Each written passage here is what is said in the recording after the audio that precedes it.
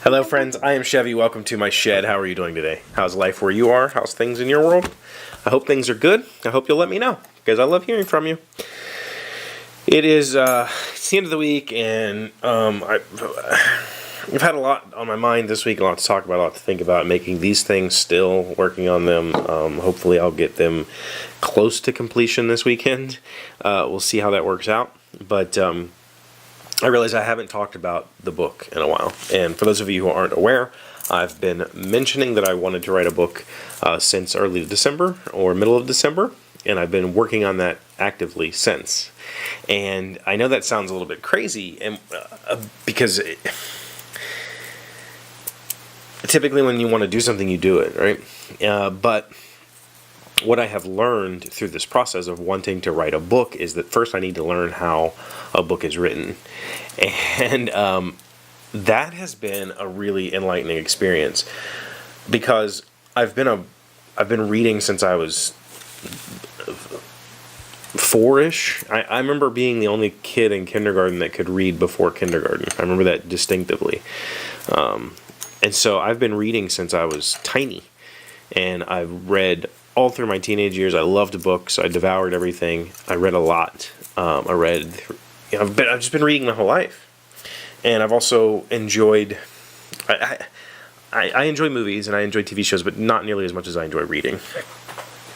So, to find out that I don't know how a story is written is kind of baffling. You know, you'd think that if you are a avid lover of story, that you would figure out how to tell story, and that's not true. Like, there's a whole lot to think about that you might not have considered had you not attempted to write a story. It's actually, I mean, it's obviously a skill. Not everybody can be an author, but it is something that takes way more learning than I thought. And so, while I say I'm writing a book, I am. It's going to happen. Like, I'll plow through it. Not plow through it. That's not what I meant to say. I will push through it. I will force a book out of my fingertips. It will happen. It might only be a couple hundred pages, but it'll happen. What I've learned is that my initial instinct was, I'm going to write a book. I have this great story idea, and, I can push, 10,000 words a day out, and in 5 days I'll have a book. That's just how everybody imagines it. And the fact of the matter is, that's not even close.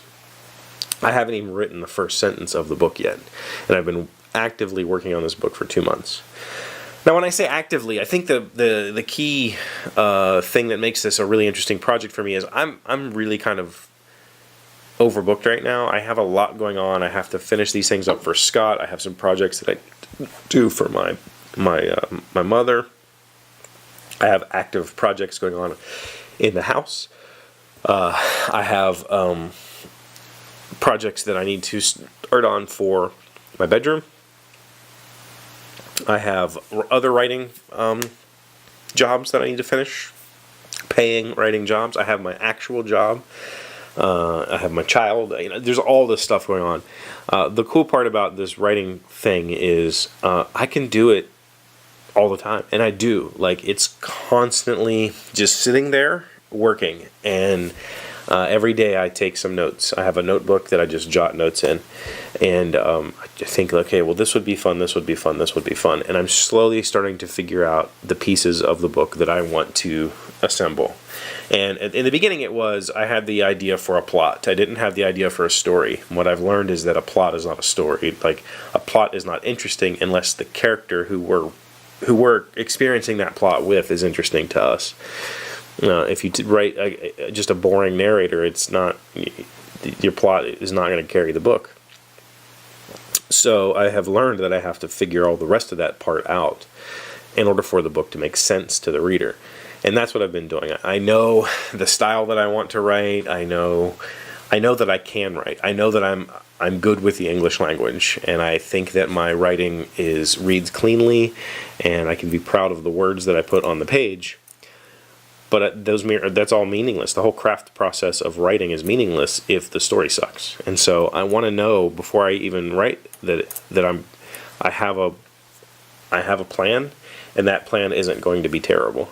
And that's what Scott's been helping with. My friend Scott King sent me the books, has been helping me through this whole process.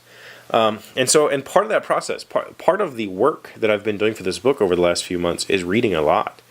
And because I'm writing what I would consider like an adventure thriller, I've been reading a lot of those, and I've shown a lot of them to you.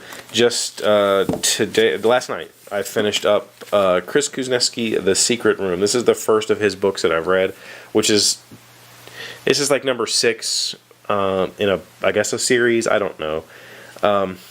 And